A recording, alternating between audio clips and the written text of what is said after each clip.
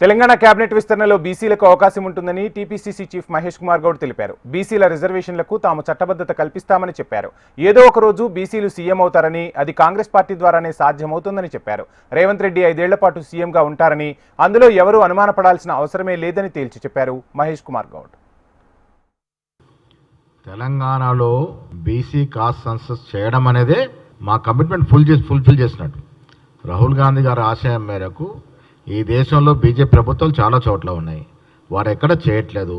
ఇప్పుడు చేయకుండా బీసీల గురించి మాట్లాడుతూ ఉన్నారు. మా కమిట్మెంట్ ఉంది కాబట్టి ఇక్కడ రేవంత్ రెడ్డి గారి ప్రభుత్వము కాస్ట్ సెన్సస్ చేసాము. చేయడమే కాకుండా మేము ఎన్నికల ముందు ఇచ్చిన కమిట్మెంట్ 42% చట్టబద్ధ ఇవ్వబోతా ఉన్నాం.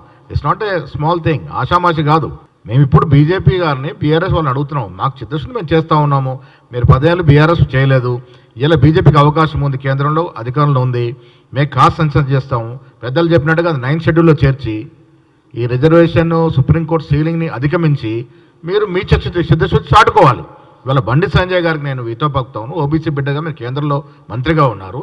మేము రేపు చట్టసభలో బిల్లు పెట్టి చట్టసభలో చట్టబద్ధ తీస్తే దాన్ని 9th షెడ్యూల్లో చేర్చి మీరు ప్రధానమంత్రితో మాట్లాడి అధిగమించే విధంగా మీరు ప్రయత్నం చేయాలి. అప్పుడు మీకు బీసీ పట్ల చిత్తశుద్ధిని ప్రజలు నమ్ముతారు.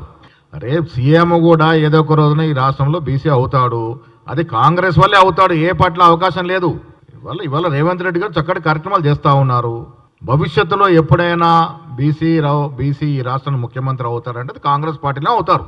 ఇది సెక్యులర్ స్టేట్లో ఆయన క్యాబినెట్, సెక్యులర్ స్టేట్ భారతదేశం, సెక్యులర్ స్టేట్లో ఆయన ఒక మంత్రిగా ఉండి ముస్లిం గురించి ఇష్టం వచ్చినట్టు మాట్లాడుతూ ఉన్నారు. అలా మాట్లాడొచ్చునా? ముఖ్యమంత్రి ఐఏఎస్ గురించి ఎక్కడ తప్పుగా మాట్లాడలేదు. దీన్ని మసిపూసి మారడిగా చేసే ప్రయత్నం చేస్తూ ఉన్నారు.